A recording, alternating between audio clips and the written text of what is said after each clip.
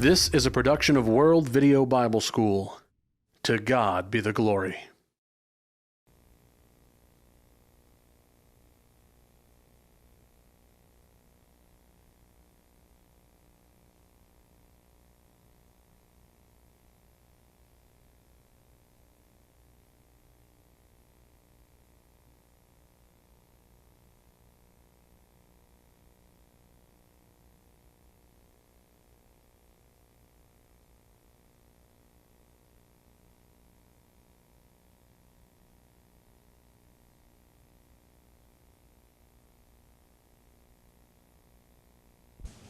Hello, I'm Waylon Deaver, and we appreciate your interest in our series of interviews with Christian women.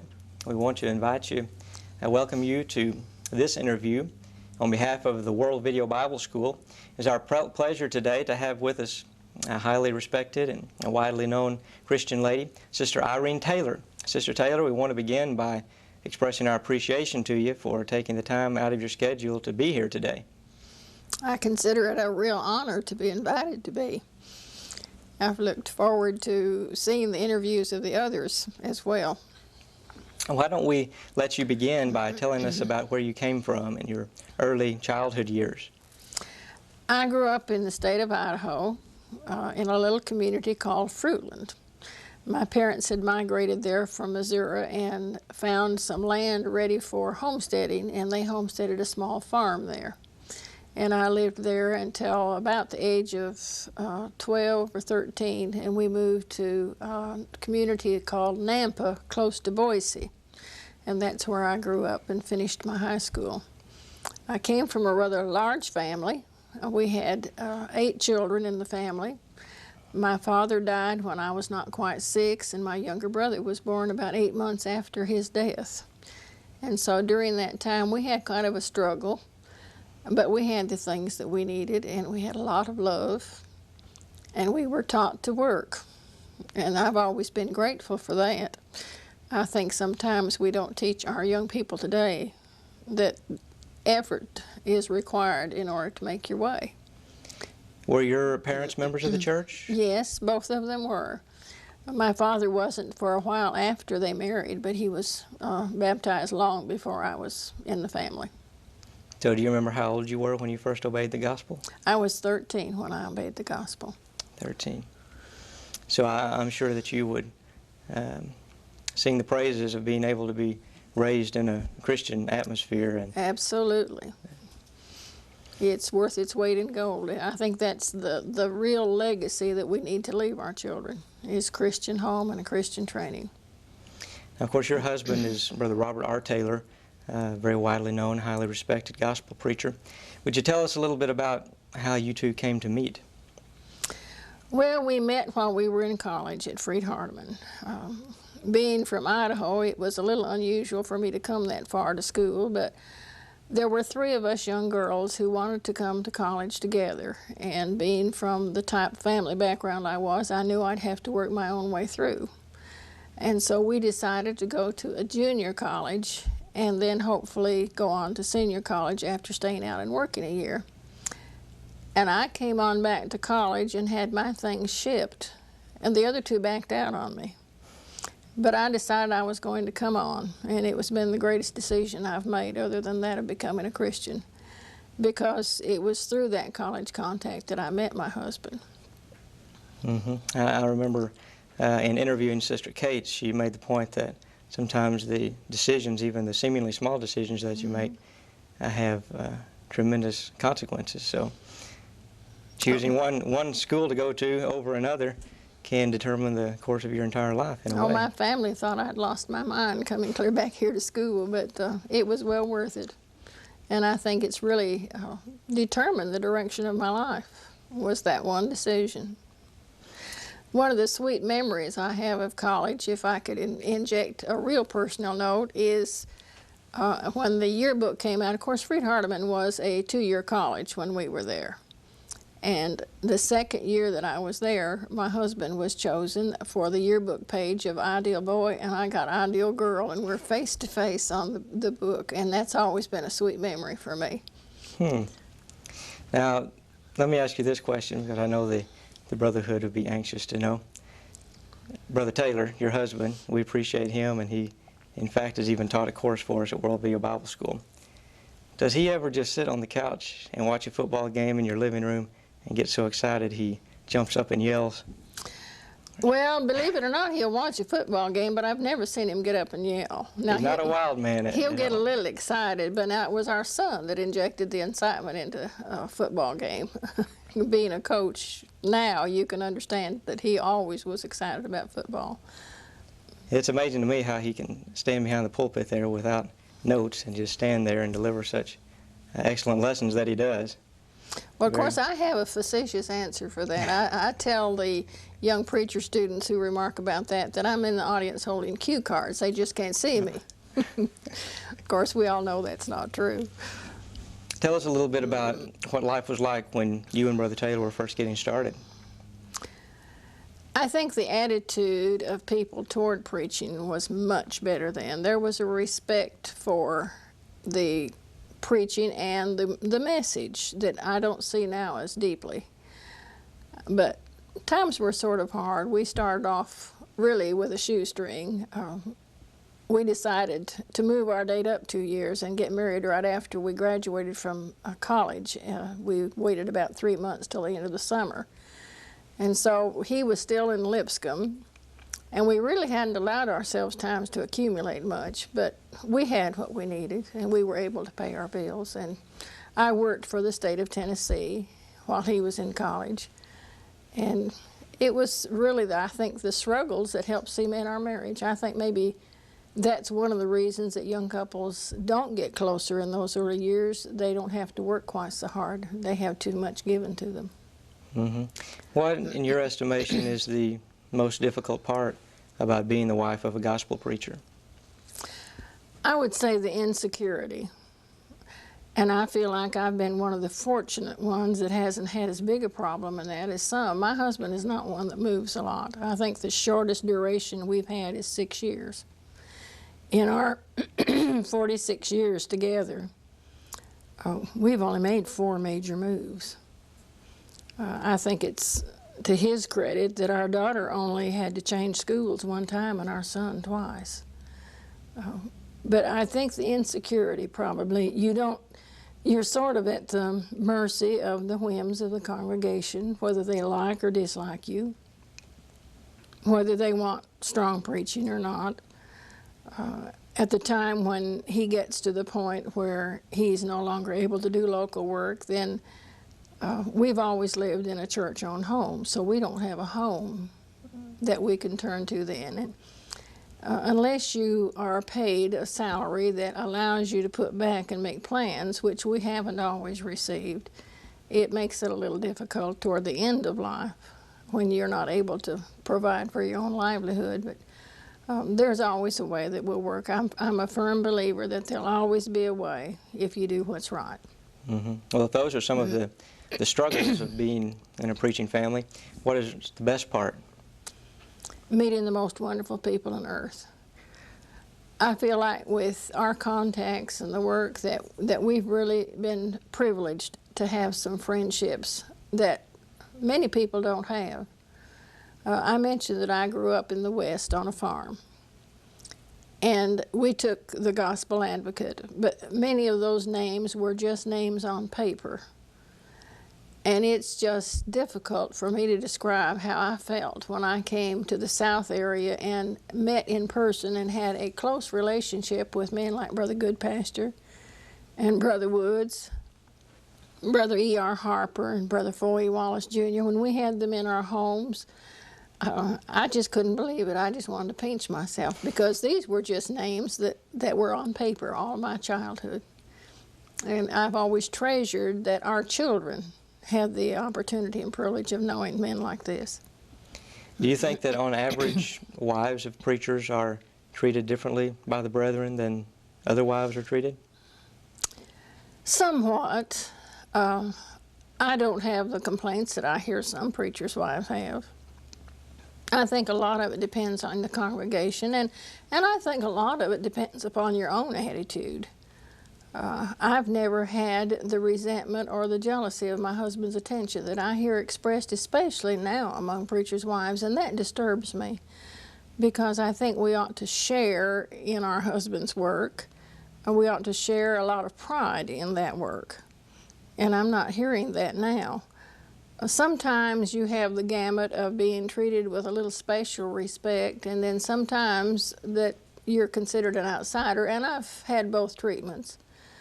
But you need to just consider the source, and you need to not let it disturb you so much. With some of the societal pressures that are brought to bear and influences as we try to raise up our children, many times young women are brought up to somewhat disregard God's role for them and what God has said about the home, and they're brought up instead to demand an equal share of authority in whatever relationship they're in, including the marriage relationship. What kind of advice would you offer to married Christian women as far as when it comes to disagreeing with their husband over some matter of judgment? They need to keep in mind God's plan and order of authority. They need to really honor their husband as the head of the home. And if the husband accepts that role as he should, there's not going to really be any difficulty, because he's going to respect your wishes too. It's a team, but the bottom line is he's still the head of the home, and we need to respect that. I think that's been one of the problems of society today, is women don't want to accept the headship of the husband, and that's a mistake. Tell us a little bit about your family, your children. We were blessed with 2 children. Our older one is Rebecca Davis. She's married to a gospel preacher, Phil Davis. And our youngest one is Tim. He's a coach and math teacher in a private school in Nashville. Both of them are married. Rebecca has 2 boys, Ryan, who will be 11 next month, and Jonathan, who's 6. Our son has a little boy, Jeff, who's 5, and a little girl, Lori Beth, who's 3. And of course, we enjoy every opportunity to get to be with them. We think they're the finest grandchildren God created. As a parent and a grandparent, what advice, any special words of wisdom that you would offer to parents on how to raise godly children in the permissive society that we live in? You need to remember that you are the parent. You're not just a pal. I think we've made a mistake when we try and get down on the pal level with our children. They have a lot of friends and a lot of pals. We need to be the parent. And we need to be willing to set some standards and enforce those standards. Children may not realize it, but they're really crying for some deadlines and for some restrictions. They need that security and structure in their life. We need to be willing to exercise discipline when it's necessary. It needs to be done fairly, but we need to have discipline in our lives, even as adults, and children certainly need to learn discipline. I think that's where we're made a mistake now. I think we've listened too much to Dr. Spock and not enough to God. We mentioned briefly a moment ago feminism and the influence that it has had. What is your estimation of the modern feminist movement? How do you feel about it? I think it's been one of the worst blights on the status of womanhood that could be. Rather than bettering the status of women, it has deprived us of a lot of the respect that we were formerly afforded, and it's really taken away some of our benefits. Just a brief example, when the Equal Rights Amendment was being considered, I was one of the ones who was in the forefront of battling that, trying to keep it from being passed. And there was a situation in many states, and California is one that immediately comes to mind, where one of the big banks, the Bank of America, had a lawsuit filed by the men because they said, if you're going to have taxi service to take these women home at night, then that's giving them special benefits, and if they want equality, we need to have that too. So rather than giving the men the same privilege of providing taxi service, they took it away from the women. And that's just a small example of some of the things that we lost overall because of this thrust. I think we needed to have examined more carefully who was behind that. It really never was about better work conditions or better pay. It was really a smokescreen to bring in the perverted lifestyles and trying to win approval for them. And I think that came out as the movement progressed. Have you seen that movement have an effect on the church? I think very definitely. I think the concept was imbibed by more women than we realize in the church. I see that as I travel around doing ladies' programs. I'm very often met with a delegation that want more out front roles for women. And they want equality, as they call it, for women. And of course, equality has never been giving us the same role as men. We each have a different role. And I think there's been more unrest and more dissatisfaction in the home as a result of some of the propaganda put out by the feminist movement. Do you think there are some women, perhaps even in the church, who feel like if they can't have somewhat of a leadership role, then there's really nothing open to them to do? Absolutely. And how would you respond to that? What are some of the great service opportunities that Christian women do have? Well, I think first of all that we women need to realize that there's not going to be any successful completion of a program without the behind-the-scenes legwork.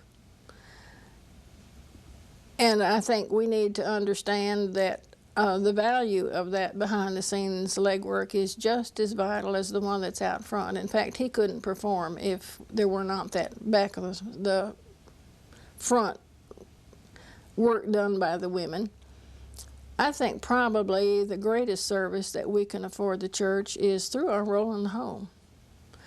Because as a wife and mother, we have within our hands the power to really change the direction of both the church and the home. We can either make it better or worse depending on how we train our children.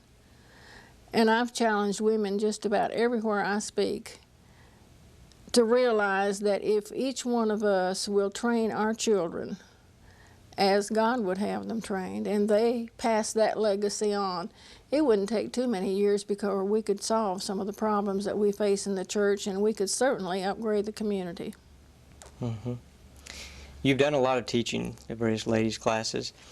Do you find it difficult to be teaching?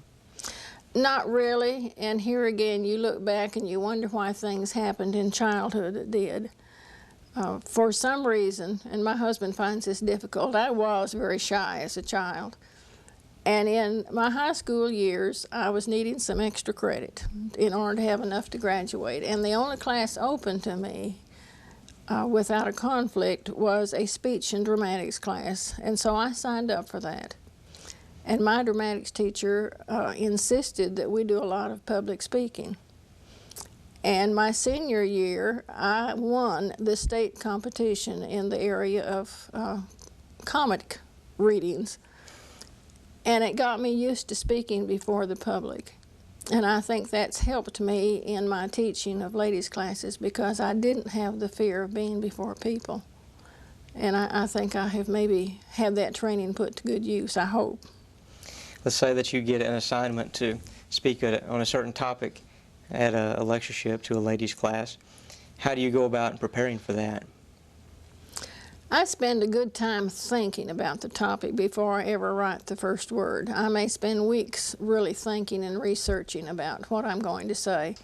And then I sit down and write a real brief outline, and from that I write out a manuscript and put my thoughts together, and then I go back and reread and re-evaluate what I have written before I do the final presentation. Tell us about some of the writing work that you've done for various articles. The very first article that I wrote that was published by any of our publications was an article in tribute to Sister H.A. Dixon shortly after Brother Dixon's death. She was at that time the president of the women's group, the Associates at Freed-Hardeman College, and we all anticipated that because of the events then that she would resign her work, but she didn't. She decided that she wanted to go on with her commitment. And so I wrote a tribute to her and sent to Brother Goodpasture, and I understand that that was the first article that a woman had written that was published in the Gospel Advocate, so I treasure that honor. I've written for several of our Brotherhood papers. Brother Gus Nichols was very gracious and published some of my articles in Words of Truth in years past. I've written several for Christian Bible Teacher, and right now I'm writing a regular woman's page for Firm Foundation. Does writing come easy to you? After I decide what to write on, it's not that difficult. The hardest part for me is thinking what I want to write about. I think that you said you had done some research one time in preparing for a lesson on restoration wives. Yes. Can you tell us a little bit about what you learned in doing that project? Well, I learned that we have it very easy today. Those women really went through a lot of hardships. They didn't have the conveniences and the push-button appliances we have now. Their husbands were gone for weeks and months at a time, and some of our preachers' wives today complain if their husbands are gone a night or two a week. They want them right there. These women were as dedicated to the Lord's work as their husbands were, and I think we could take a lesson from that.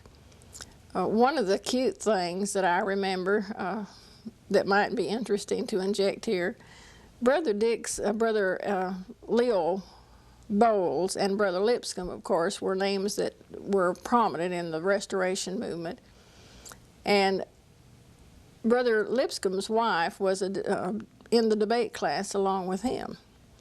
And they were assigned a debate and I've forgotten the topic that they were assigned. But he was real slick, and he went to the library and he checked out every book in the library on that. And so by the time she got to the library to check out a book, there weren't any available. And she didn't know what to do. So she devised the idea of taking a stack of books, and she covered them and wrote titles on the front as though they were books about this topic. And when they came to the actual debate and he gets up and he makes his argument, she takes the books with her and she stands up there and acts like she's reading from these books. And she was so professional in it that she won the debate. It's the only debate he ever lost. And she liked to remind him that the loss that he had in debating was from a woman. I thought that was sort of cute. Did you find it difficult to find material on the wives of restoration preachers? Very much. There's just very little. It tells briefly about some of the home life, of some of the conditions that they had, but there's very little about the wives themselves. I think that's why it's so wonderful that you're doing what you're doing with this type of program. I hope maybe that years from now, this will mean as much to future generations as it would have me had I had something like this available for my research. Mm-hmm. What is it in life that brings you the greatest joy? Doing church work with my husband. We're now doing something that we had dreamed about as a young couple, of being able to travel together and do teaching together.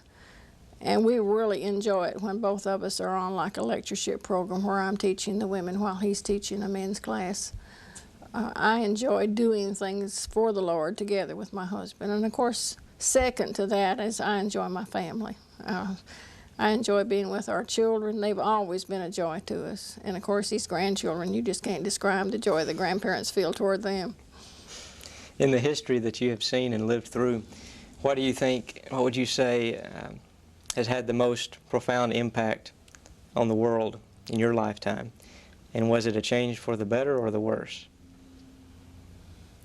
That's really a hard question for me to answer because I think there have been so many influences, some of which are good. Of course, the impact of the media of television has all kinds of potential for good, but some of it has not been good. The women's movement, I think, has had a very adverse effect upon the world. I really feel like we're paying a price for listening to the wrong sources.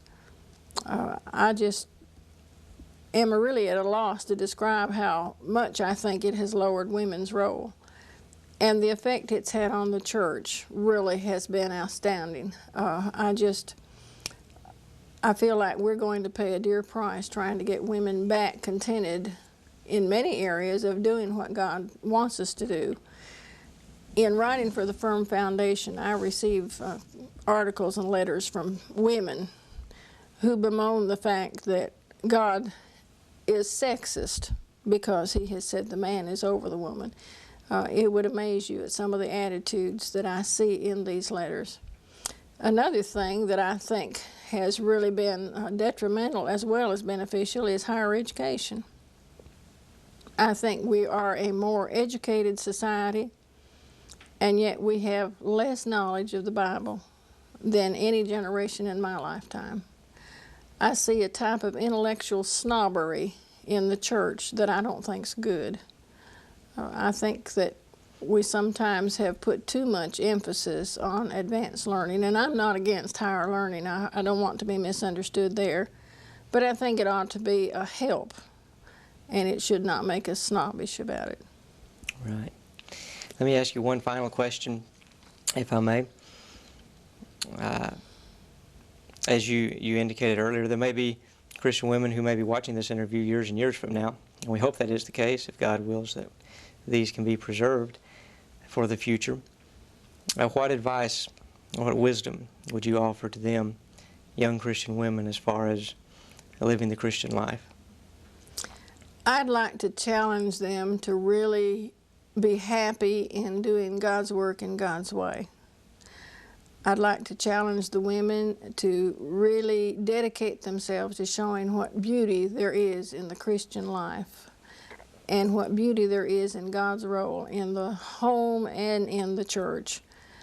I can't think of a role that has more power and influence for women than the role that they have in the role of wife and mother.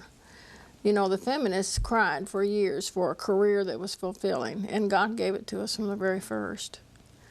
I think this is the area of influence that women need to center back on. I'd like to see more women in the future years be content with less material things and go back to the home and train those children and be there for them.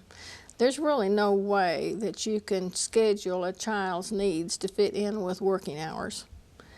And I think our children are being shortchanged. And I'd like to advise women of the future to be happy and contented in your role in the home. And I think that's one of the greatest areas of service that you can do for the church. We appreciate you, Sister Taylor, and trust that God will continue to bless your good work, your teaching work, and your writing work, and you and Brother Taylor both. And want to again thank you for taking time to be with us today. Thank you.